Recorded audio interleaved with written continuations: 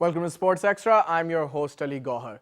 First up, we've got the upcoming second one-day international between Pakistan and England. The first one-dayer was washed out, so Pakistan and England are geared up for the second one. It should be an interesting game of cricket. We got a glimpse of Jofra Archer, who was absolutely amazing. But as far as Pakistan goes, it was very heartening to see that Shoaib Malik, who's now back with the Pakistani squad, and Mohammad Hafiz took part in the practice session today. Both players are crucial to Pakistan's cause, particularly Mohammad Hafiz, in my opinion, because he can bowl 10 overs for Pakistan in every game. Let's hope his thumb is okay, his finger is okay. Remember, he injured himself during the PSL, because it's very important that Mohammad Hafiz is there as a bowler for Pakistan. So we'll discuss the second one-day international, which will be played tomorrow in Southampton.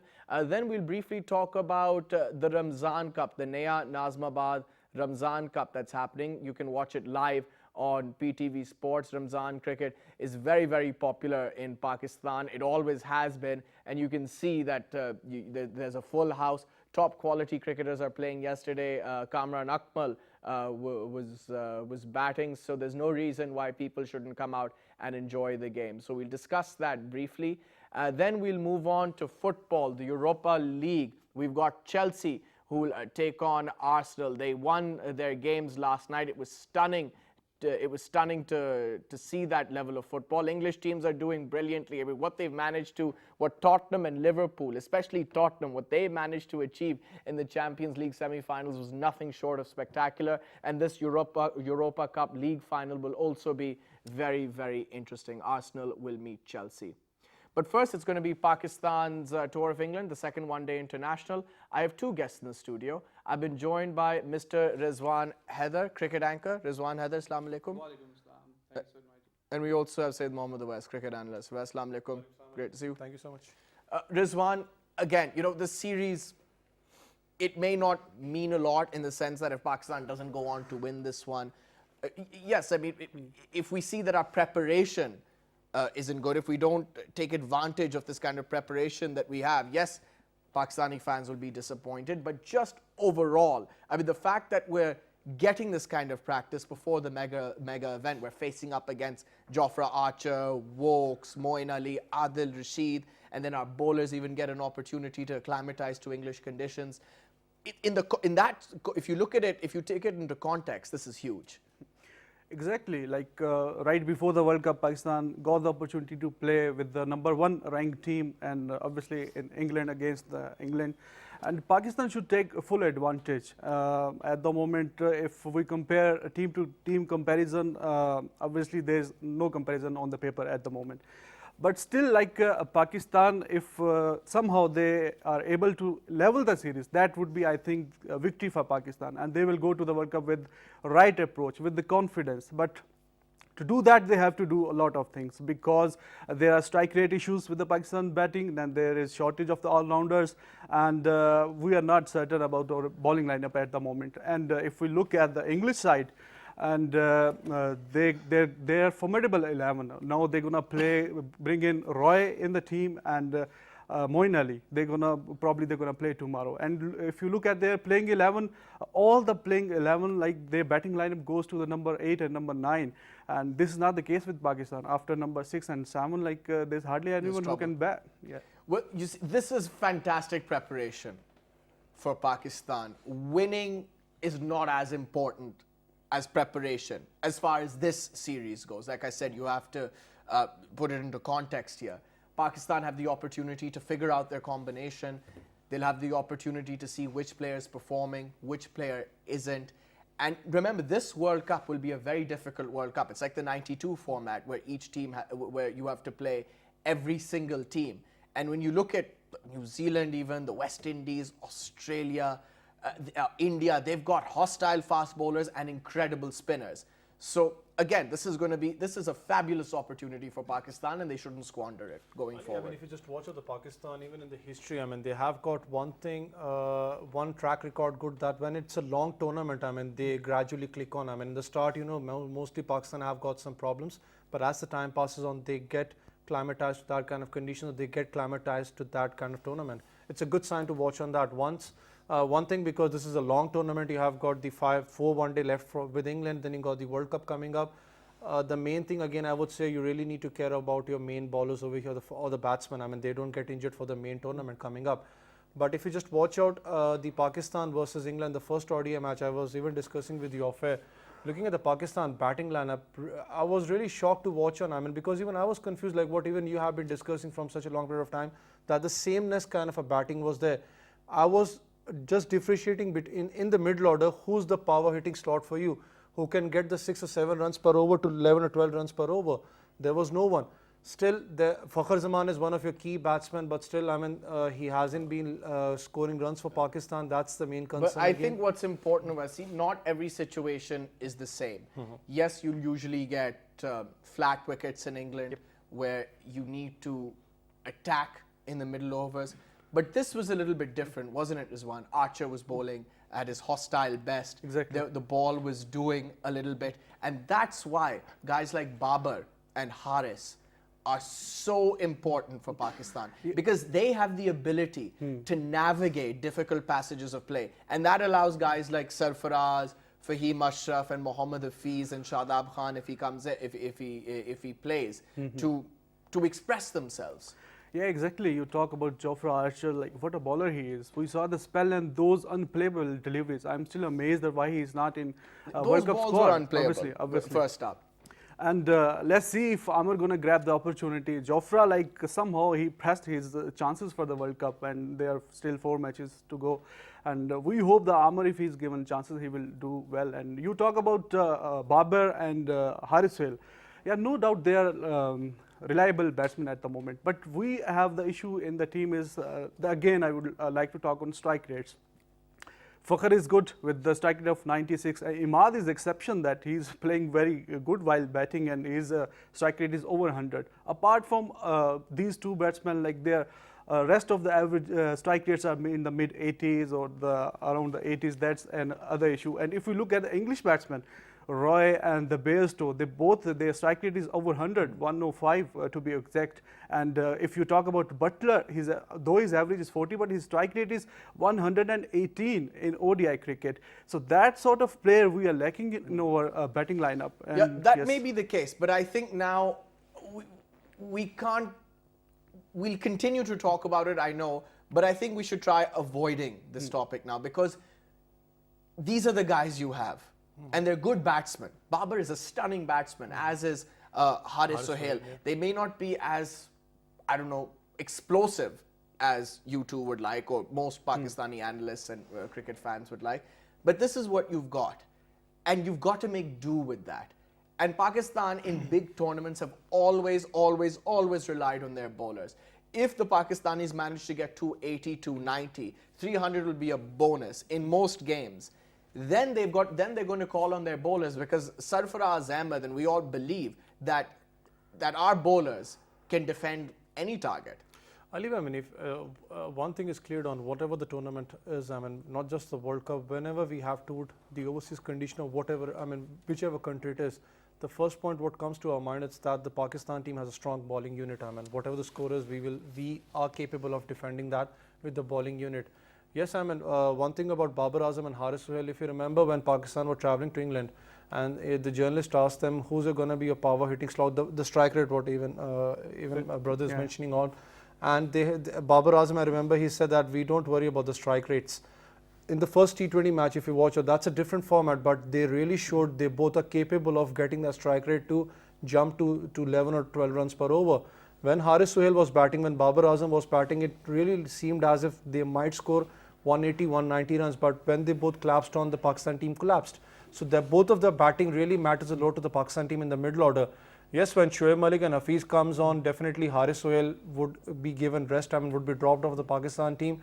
But these 2 batsmen are really going to be a backbone for the Pakistan team, especially against the moving ball. I mean, look, I've got to be honest with you, Rizwan. Yeah. If they decide to drop Haris Sohail, that'll be idiotic. Exactly. It will be a very, very daft decision. Because again, more often than not, you will get flat decks, but there will be times where the ball will move around a bit, especially in the first 10 to 15 overs. And you need players like Babar and Haris to steady the ship, to navigate those tricky passages of play, because Fakhr and Imam aren't going to fire every time. And just another point, and then I'll let you have your say, is that they've got to play their natural game. Exactly. You can't ask Imamul Haq to start hoiking deliveries over mid-wicket in the first power play. That's just not going to happen. That's not his natural game. So if you ask Imam, Babar and Haris to start playing like, I don't know, Joss Butler or Glenn Maxwell, it ain't going to work. Yeah, exactly. They should play the natural game. If you talk about Imam, yes, he's good, but when he consumes so many deliveries and there's strike rate issues, then he should not throw his wicket. Like, he should continue and take the innings forward. And the same goes with Fakhr. Like, we all know his game. He should play with the aggressive mindset the way he plays. And you talk about Pakistan bowling, but I don't think that we have that sort of bowling that we usually associate with Pakistan.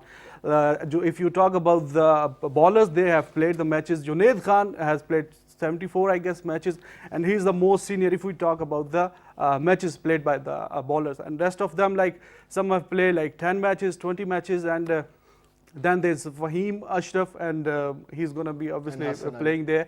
But I don't think that we have that sort of bowling that you're talking about. If we reach like 280 or 300, the target we achieve, and we're going to restrict it because there's no Shadab anymore.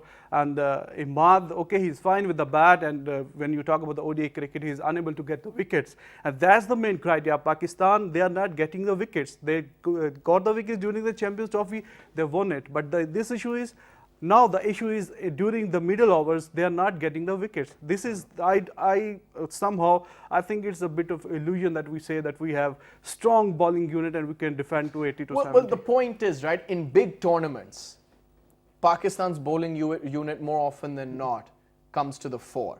That often happens. And these guys haven't played much cricket, international cricket, recently. Hassan Ali's been off colour, there's no doubt, but he can strike form at any time. And when he does, he's very difficult to handle. Mohammad Amir, on his day, is a match winner. Shaheen Shah Afridi, we all know how talented and capable he is. Hopefully Shadab Khan will come back. I hope he does come back, because he adds variety to Pakistan's bowling lineup. But you talked about Imad Wasim. I feel like Imad and Hafiz, their main job, if they pick up wickets, it's a bonus, but their main job is to restrict the batsman, to tie down the opposition.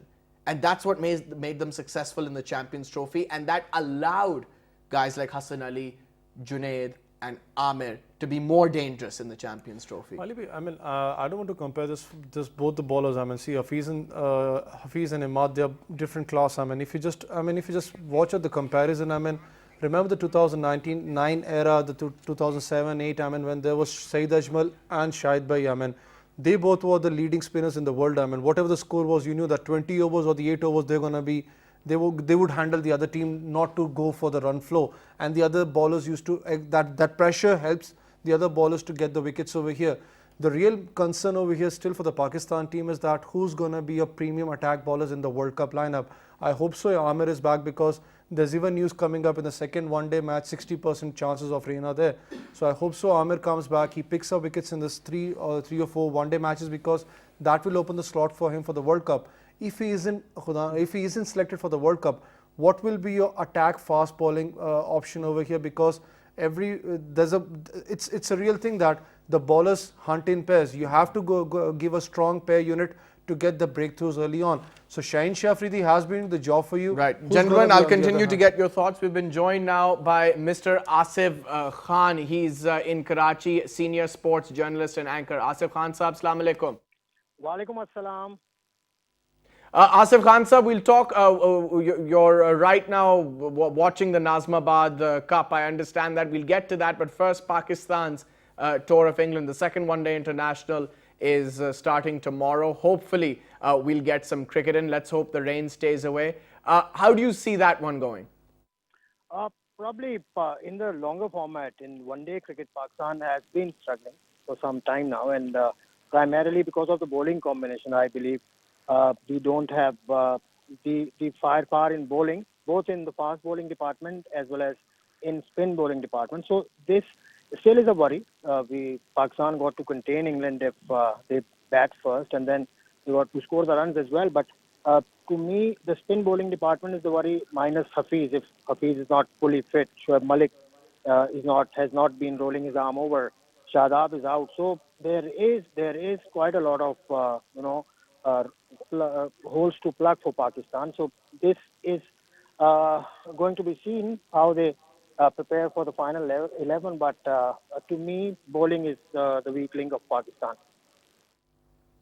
I mean, it seems as if quite a few people share that opinion. The analyst on the right, Mr. Rizwan Haider, shares your views on that.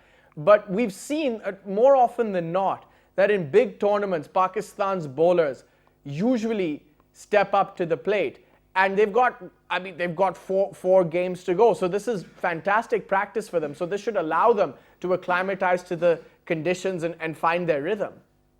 Yeah, it's correct, but we got to have an eye on the World Cup also, the combination that they are eyeing to play in the World Cup. So they got to prepare accordingly. Now, our bowling unit is short of practice. One, the major weapons, Amir and all, they are not actually top-notch as far as the form is concerned, but this is just a very good period for Pakistan. This is a positive that I see, because right before the World Cup, right in that region, they are getting this opportunity. So they got to try all the options. They got to just hope for the better as far as the bowling unit is concerned, and the batting as well. And then the captaincy and the all the strategy that they plan has to be up to the standard. But let's put it this way, that this is one chance, the last chance for Pakistan to just tune in their combination for the mega event. But there are problems, but they got to deal with it. They got to live with it, I believe. Right, Asif Khan, just a little bit about Pakistan's batting. Where's the main problem there? Do you think it's our opening combination? Is it the middle order? Is it the lower order batsmen? What are your thoughts? The way I see the middle overs are the problem, where they haven't been able to rotate the strike that much from the 11th till the 40th over. We always talk about power hitters, but power hitters got to do the job from 42nd over till the end of the inning. You got to stabilize the inning in the middle, where your middle order has to be smart enough to rotate the strike. So this has been a problem. If you check the strike rotation or strike rate of Pakistan in comparison with the other teams, Pakistan lags way behind in that. I was going through the stats the other day. So Pakistan is just above one or two teams, and the rest of the world is doing far better than Pakistan in the middle session of an inning. So this is a worry. So Pakistan batsmen in the middle have to rotate the strike. This is one sign of a worry for me. So they got to step up on that too. Asif Khan, let's move on to the Nazmabad Cup. You're watching that very closely. Ramzan cricket is huge in Pakistan. It always has been, and it's good to see quality cricket being played. You've got people coming into the stadium. Tell us a little bit about it. Ramzan cricket, as you said, has been a festival in Pakistan, especially in Karachi, and where I am right now in Nazmabad, right in front of the action where Umar Akmal just finished the game yesterday. We saw Misbah-ul Haq was here, Imran Nazir was here, and a few other Pakistan stars are playing. So people are getting the opportunity to see their stars up close, and on the other side, the entertainment and everything is here. It's kind of an extravaganza. So it's very good that people are getting the entertainment. It's very good that these players are also getting into the groove to do something else. Some of them are not, all of them in fact are not part of the World Cup squad, so they are getting good practice for the future assignments. Like somebody is going to play in England, somebody is going to play a league or so. So this is just wonderful. The ambiance, the environment, the people's involvement. In fact, the winning purse has gone quite high as well. The tournament I am talking about, or I'm part of, it has a purse of 8 million rupees. So it's quite huge. So Ramadan cricket in Pakistan, in Karachi, is growing every year. So this is a very good sign.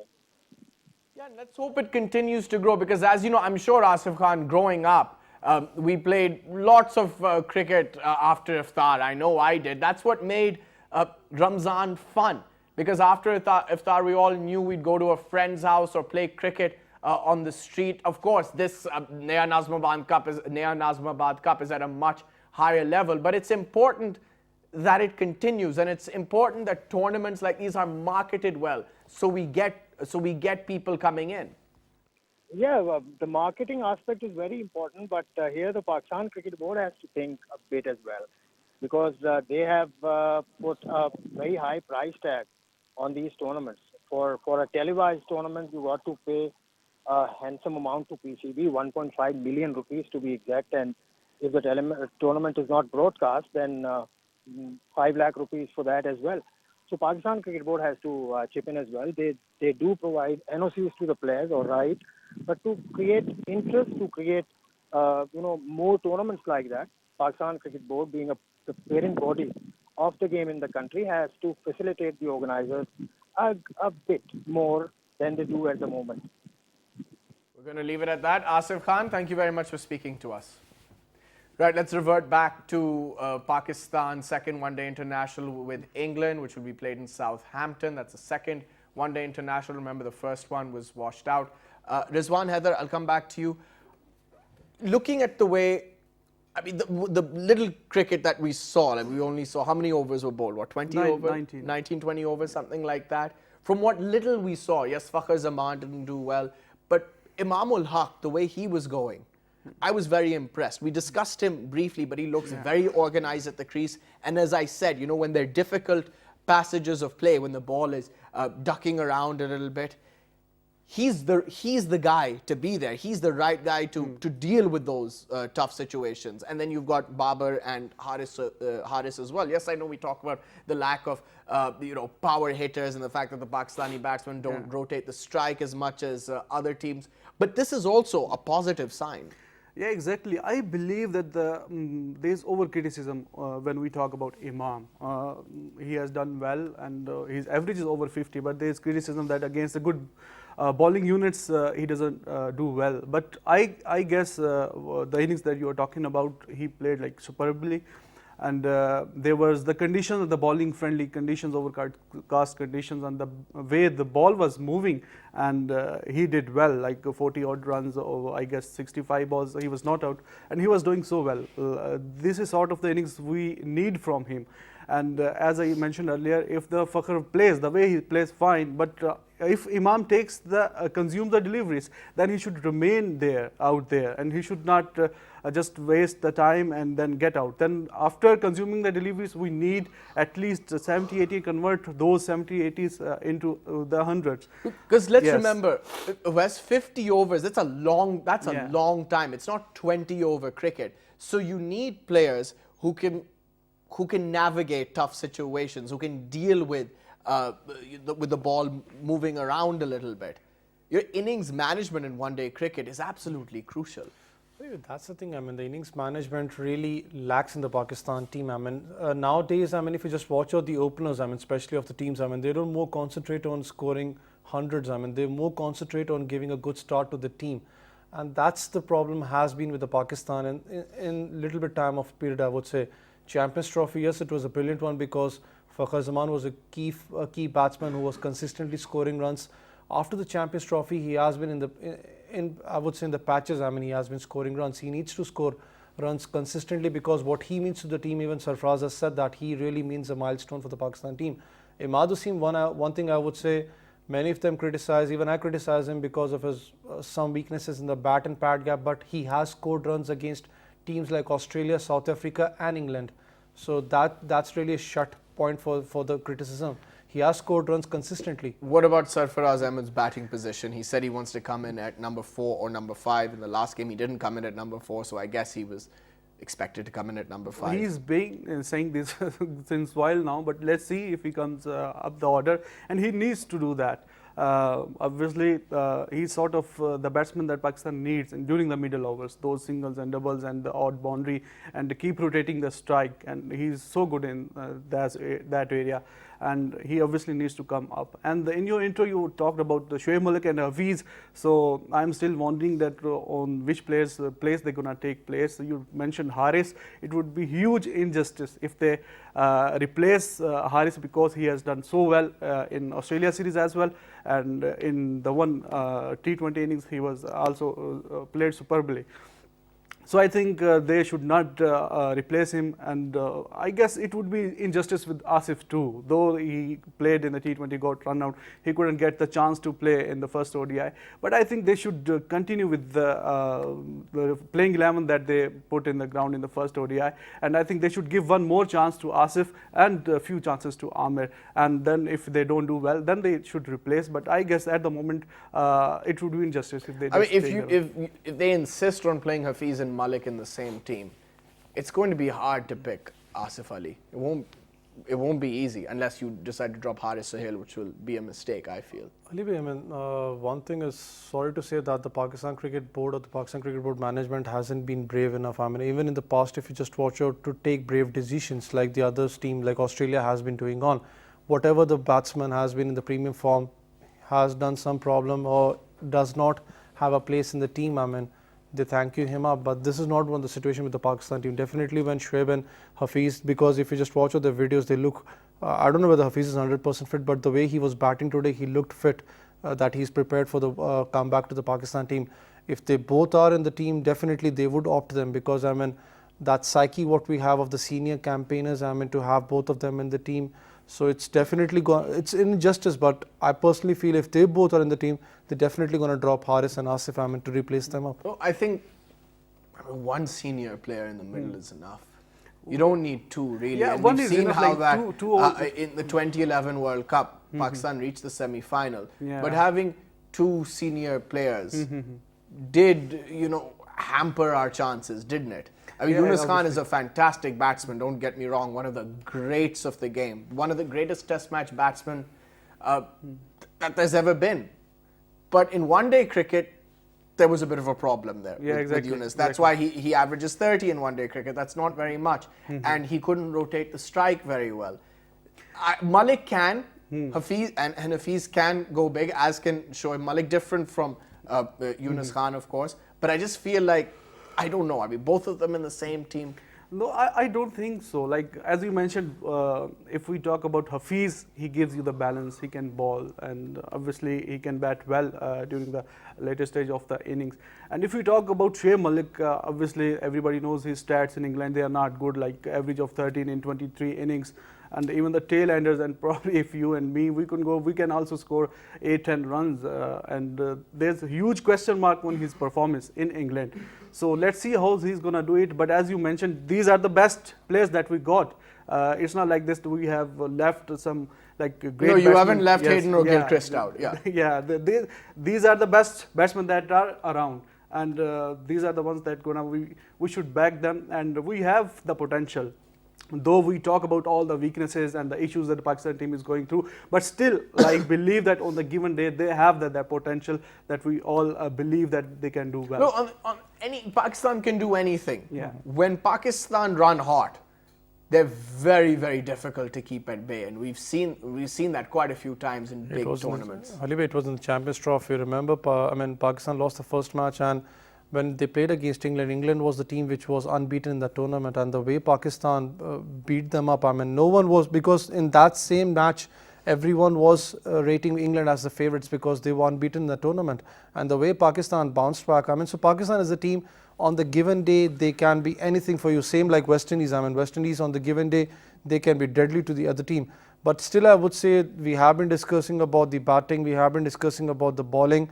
The real main concern would be about our spin bowling again. I would say not having Shadab Khan, if he's not 100% fit, that would really dent the Pakistan bowling lineup. Yeah, go ahead, Rizwan.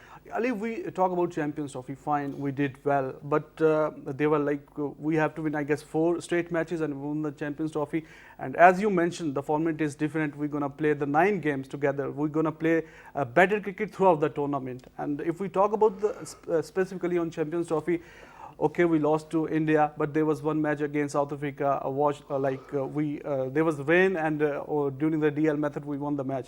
Probably if they are like the total match, so probably we could not. Do you think after Morkel got rid of Hafiz, we would have collapsed? And then collapsed? there was Sri Lanka match, the way we won, we all know there are so many catches missed by Sri Lanka, and we won. I don't want to take some credit away from Pakistan team. They did so well. Particularly in semi-final, the way they demolished England, and in the final, we know. Yeah. But what I want to say is those two matches we did so well in Champions Trophy. But this is the World Cup, 9 teams. We need to play that sort of cricket throughout the tournament. This is the key. What about Shadab? I mean, if he's not fit by the 23rd or 24th, I think 23rd is the cutoff, right? Yeah, 23rd. That's my birthday, by the way. Should they then look for somebody else, or do you think they're going to call on Yasir Shah? I'm thinking maybe Mohammad Nawaz, but if you have Imad Wasim in the team, maybe Nawaz is not the right man. Although they're completely different left-arm spinners. Even you have been discussing on. Even he has been discussing about. If you just watch out, why we just rotate on this place, because we haven't prepared any other batsman. The same thing is with the leg spinner. You haven't prepared any other leg spinner after Shadab Khan. Yes, you had Osama Mir, you had any other one, but still you haven't prepared them for the international level. Definitely, if Khuda na Khasta, he is not the part of the World Cup, you definitely will opt Yasir Shah over here, because he's one of your leg spinners. Nawaz is better than Yasir Shah, but he's a different kind of a character. But you rightly mentioned on having 2 off spinners in the team. 2 all-rounders, especially because Imad Wasim is performing with the bat. Nawaz is again a batsman too. So that would be a real concern over here. So they would opt for Yasir Shah, but I hope so Shadab Khan is fit, because you really need him in the batting too, because he's one of a batsman who can bat for the Pakistan team too. And on these wickets in the World Cup, and spin will be very, very important. It's very important that Pakistan has a strong spinning attack. Yeah, exactly. Though there are some games there's going to be the pitch going to be assisting the spin bowling, and obviously we're going to lack Shadab Khan. He's so electric in the field. He's so handy with the ball, with the bat, and we all know his skills with the ball too. But I think if there are some matches that we feel that spin is not going to be a major factor, then I think we should not put Yasir Shah in the team.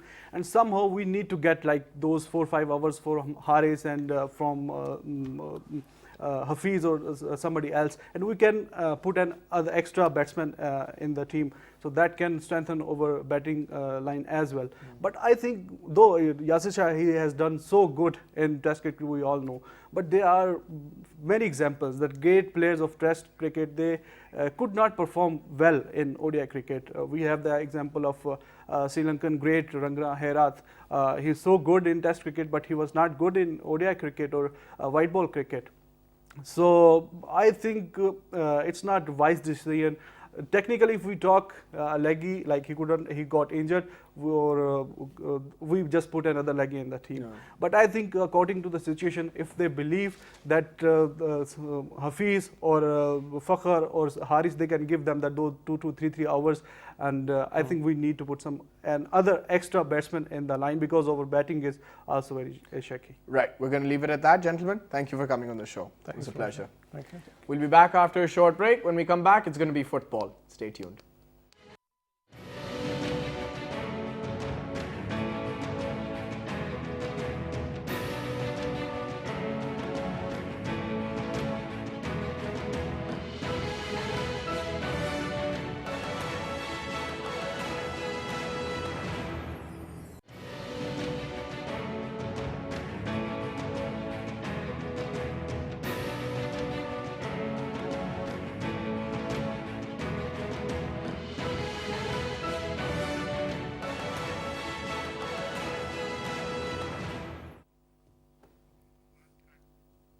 Welcome back. It's now time to get into the Europa League. It's an all-English final. English football has really been on a high.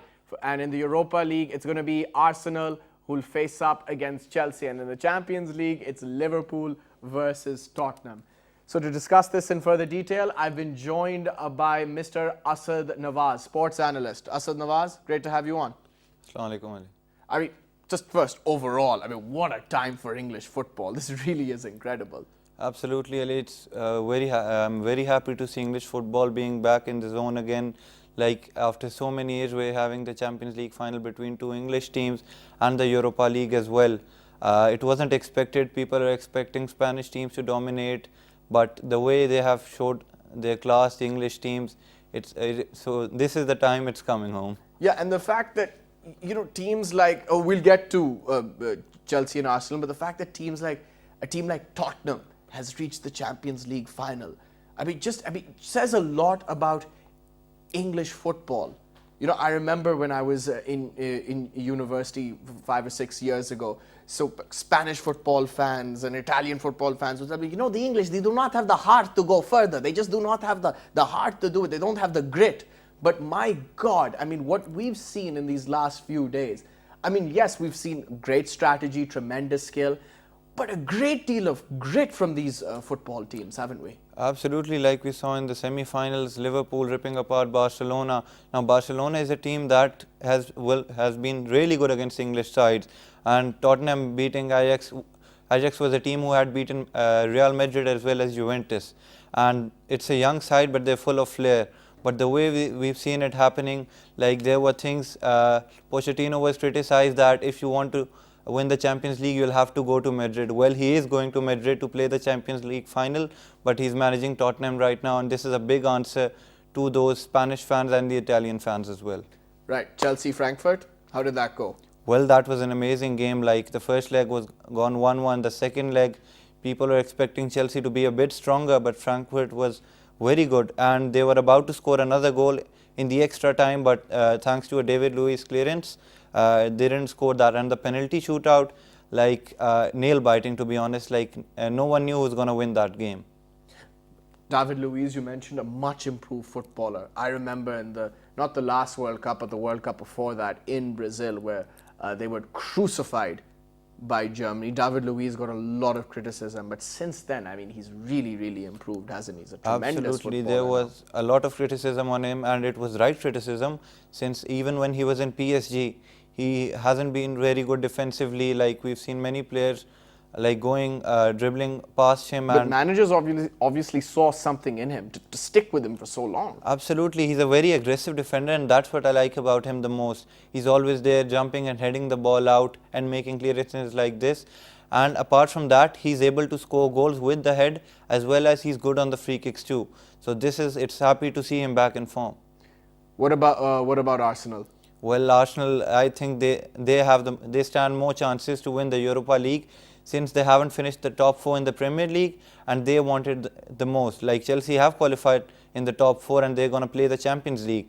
But this is Arsenal's only opportunity to be in the Champions League, and I really wish to see a great final happening. And Arsenal need something big, don't they? I mean, they've been through a lot since Wenger resigned. He didn't resign under the most amicable circumstances. It wasn't very amicably done. And that was huge for Arsenal, but so something like this should mean a lot to them. Yes, since Arsene Wenger left, I haven't seen many Arsenal fans being happy. Like they haven't been achieving a lot of trophies, and they've been losing to little teams and to the underdogs as well. But this is the time you see Arsenal coming up strong, and they do have a great squad with youngsters like Torreira and Guendouzi, and strikers like Lacazette and Aubameyang. I think they're at their best right now. Who do you see winning the final? Well, as being a Chelsea fan, I'd like to see Chelsea playing, but I think Arsenal on a strong side this time. Right, Asad Nawaz, final question. Just as I mentioned in my introduction, overall, for English football, what does this mean? What does this moment mean for English football? Well, how would you sum it up? This is the revival of English football in Europe, and in the coming years, I see English teams doing really good in the Champions League as well as the Europa League, and this would benefit the England squad as well. We're going to leave it at that. Asad Nawaz, thank you for coming on the show. You're welcome. It was a pleasure. That's all we have time for. Keep watching Sports Extra on PTV World. See you next time. Bye-bye.